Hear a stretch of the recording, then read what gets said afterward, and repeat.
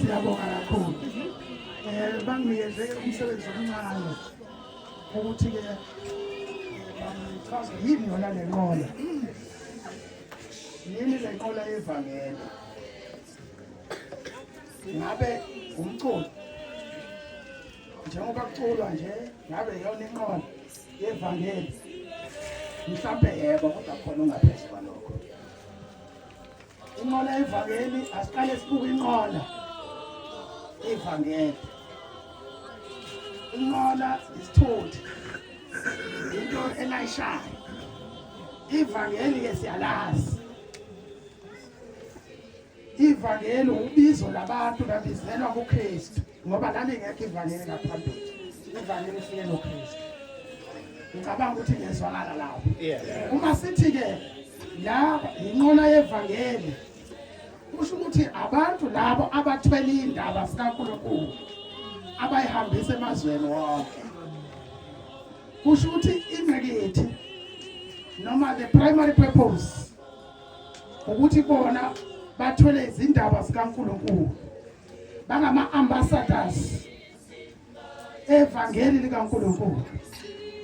Mhlawumbe ke yiko ngithi mhlawumbe yiwo umculo kodwa umculo iyona ndlela nje sijabulisa ngayo ngesikhathi saqatshawa ngesiphambano kumele sisithwale. Ngoba uhambisa lezi ndaba kuyini? Kuyisiphambano. Indaba sithi isiphambano. Ingenxa ukuthi ufica umuntu avela mina ngesonto mina. Hey usuhambile wena.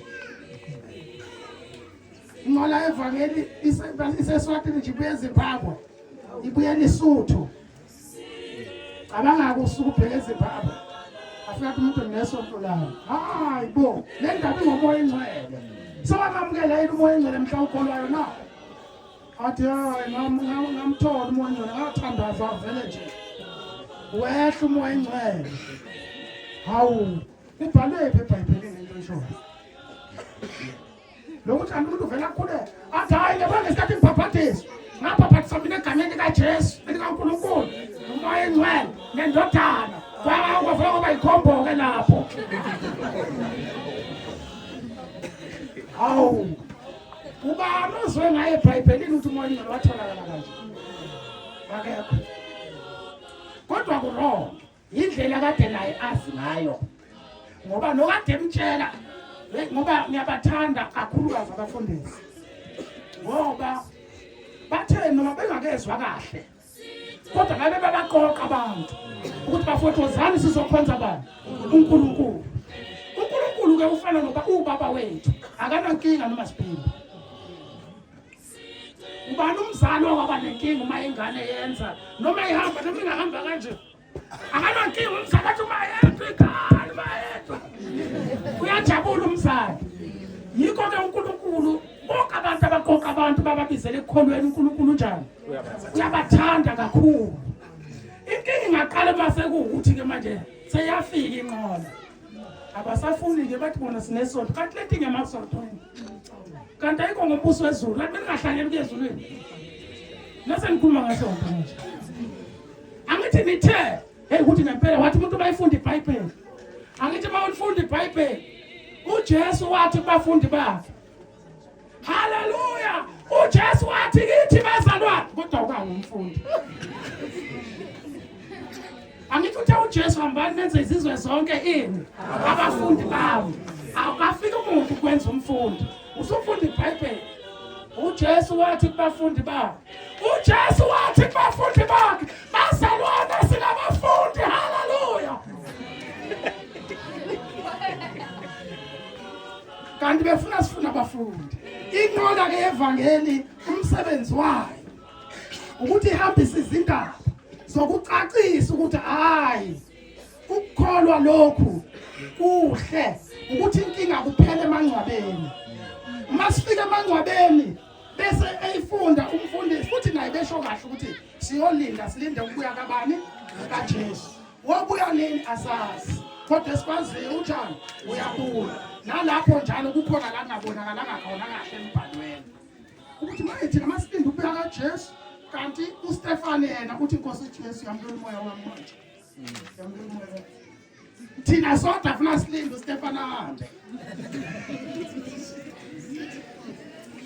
inqola yevangeli izocacisa lokho ngoba abantu bakaNkulunkulu uthi abantu bami bayabhubha ngenxa yokusolwazi Hosea abantu bami bayabhubha ngenxa yokusolwa kodwa bayamthanda uNkulunkulu namanje namhlanje bakuphi basesontweni bathandaza baba uNkulunkulu ngokuzinikela nangazo zonke inhliziyo zabo awuyinhle leyo ngisho uNkulunkulu nezulu lenjani liyajabula kodwa ke phela awumsuphoxa izulu mase kufika kuthiwa hayi manje nayi lento kamoya engcwele usukhuluma ngesonto manje kanti besingakuhlanganele izulu esontweni manje mase kuthiwa nayi indlela ezulwini wena ufunde lento yabapostoli manje sesibanga amagama kodwa ngani zakwethu inqola yevangeli angathi inqola yevangeli ke ithwala izindaba ezinjani izihambise emazweni ngenxa yokuthi wayifanele ukuthi kube khona abantu abazinqumelayo bazibize bona ngokuthi bayinqola yevangeli lento ethi inqola uyayibhambanisa mana ayizwakala ukuthi kwakunqola yona le manje ngoba ivangeli lithwala yini abantu phela ivangeli ngeke ulayishe lapha ebhakini evangeli kodwa lithwalwa yini umuntu manje umuntu mayechaza ukuthi yena uphethe ivangeli uthi ngiyinqola ngamaqondo uthi ngilayishe ivangeli ngizodeliver la inqola yevangeli yini ke phakathi kwabo bonke bese bathi abanye thina kukuzibophezela kahle wonke umuntu obizwe ngaleli ivangeli akangicacisela abakhona namhlanje nabafikayo angithi phela uJesu uthe maye bafika abafundi wathi ngizonenza abadobi babantu ngizonenza ini abadobi babantu akasho ukuthi ngizonenza abathathi babantu ngizonenza ini abadobi babantu ngizonenza ababizi babantu abadobi yindaba uNkulunkulu asebenzise lokudoba yindaba asebenzise lokudoba uma ukhona umuntu wakwadoba uyayazi ukuthi inhlanzi zabalaza kanjani uma uyinika ukudla yenza njani ifuna ukudla yingakho kufanele mawuzobamba inhlanzi ufake ihuku ufake ukudla wafaka ihuka lodwa yenzi funa ufake ukudla umuzi umuntu athi yabona mina makufunda iBhayibheli inkinga izobonakala ukudla ukwenza njani uyakufuna inkinga yodakala mase kufuna kuphumele ngaphandle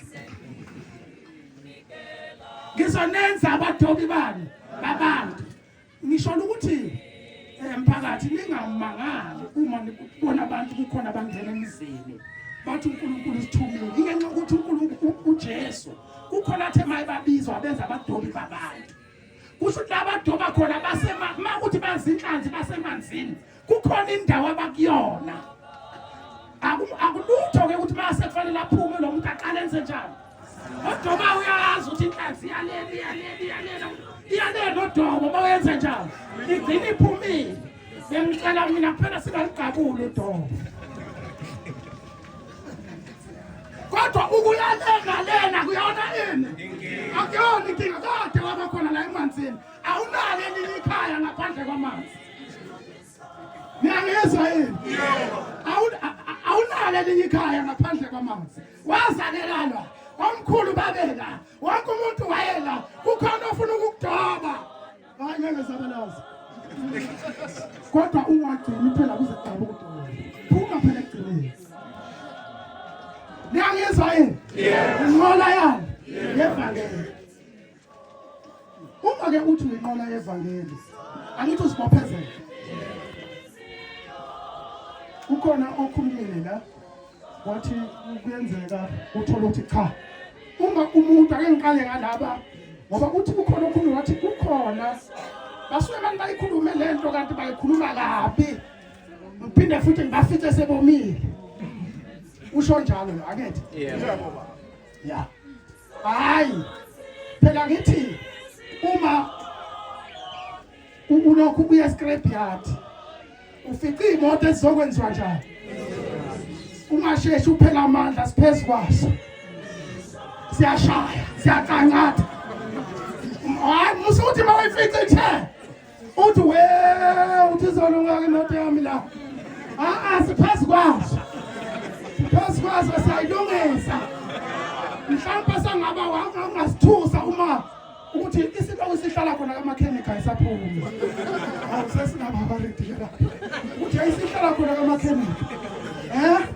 kodwa-ke ukuthi escrapyard kulanda imoto ezolunga esibhedlela khona abagulayo ma ufika esibhedlela bafika balele kungaphela amandla ngena kowakho umbhedo lakhe ligula ngendlela ezingafani lo ugula ngalesigulo wena ugula ngesinye kodwa nonke nizolashwa kahle akulandwanga abalungile kodwa kulanda abangalunganga abazolungiswa intembu ukuthi umuntu angabe safuna ukulunga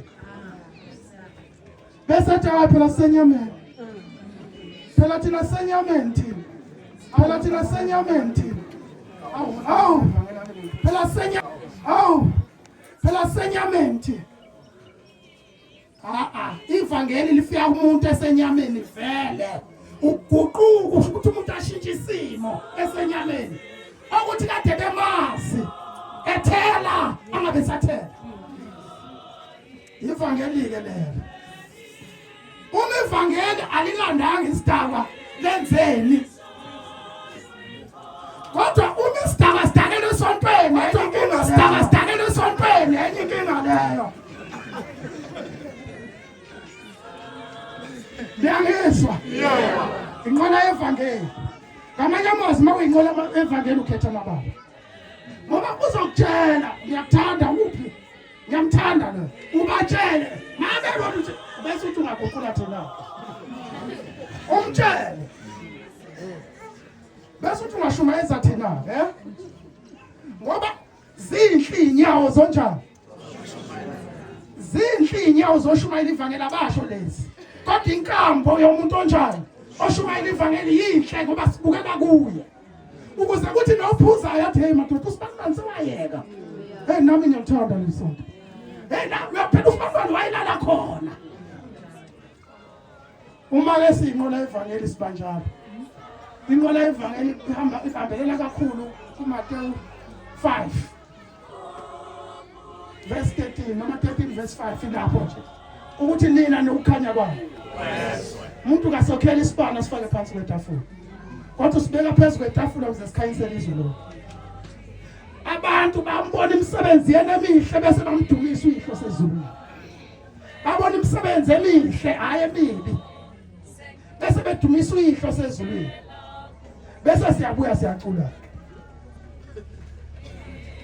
ngoba uma ufuna ukubamba inhlanzi abantu bathi bakwazi ukudoba la angithi sinabadoba ukuthi uJesu uzokwenza abadoba abantu umuntu odobayo akangena edamini emanzini enze njani aphose udobo ngoba uzothusa inhlanzi uma kuphi ngaphandle uqala kuphume yena edamini bese phose udobo inhlanzi zigcina udobeni kuphela hayi kuye uzongena nawe noma ngabe inyama ziyayifuna sinenkinga yakho. Ngola evangeli. Makukhanya ukukhanya kwenu phambi kwabantu. Kusho ukuthi inqola evangeli iyawezwa lamazwi. Ukuthi indlela uma uzibophezela. Ngiyaye ngithi ke mina inqola evangeli special force. Yini special force? Angithi bonke abashumayela ivangeli ba amasosha kaNkulunkulu. Bayolwa nempi kaSathane ethumba abantu ebaphuzisa utshwala. Nebanzisa konke lokhu bayiziqila zaloko abangakuthandi. Manje inqola yevangeli amasosha azolwa ahlula umbuso kaSathane ukuze abantu bakhululwe. Manje special force ke enhloboni amasosha le. Yilethi senibizana yonke niyamasosha. Bese bathi yabona kuneyindawo ezibucayi ongeke noma yiliphi isosha. Kuzofanele isosha lithe ukutrainwa ngokuthe xaxa. Akafaka nje emanzini awa nje akaboshela isikhwama awa nje emanzini angaphumi. Ufuna ukwazi ukusurvive. Ngoba i-special force. Akahanjiswa 50 km ngeenyawo nesikhwama nesiphawu. Ngoba i-special force. Ngamanye amazwi into yakhe ithi xaxa. Yenza ukuthi makhono ufuna ukwedlula wethu. Khona bethanda ucula phela. Ngothanda ushaya. Akuhlezi kushaya la. Ngola evangeli akuhlezi kushaya. Ushaya namhlanje. Sasa yakhala ngoba isiphandayo. Yadlula nje enqoleni yayo. Wonke umuntu obizwe ngaleli ivangeli ufanele ukuthi abe inqola yevangeli. Uma engelona sesingamane sithi hey wendoda. Hey wena. Uthufalele.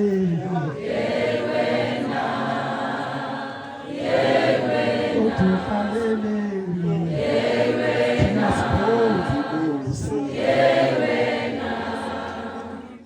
Kushuthi nakade bebizwa namhlanje babizela ukuba inqola yevangeli. Ukuze sambeni siyoshumayela ivangeli ezizweni zonke. Uma ngibe nesikhathi ngibiza altar call ke ngime la ngiphakamisa izandla ngifuna bakhethe inkosi kodwa hayi namhlanje. Siyazwana? Yebo. Ngiyabona abanye bafuna ukuyikhetha ukuthi inqola imnandi kanje siyafuna ukhetha.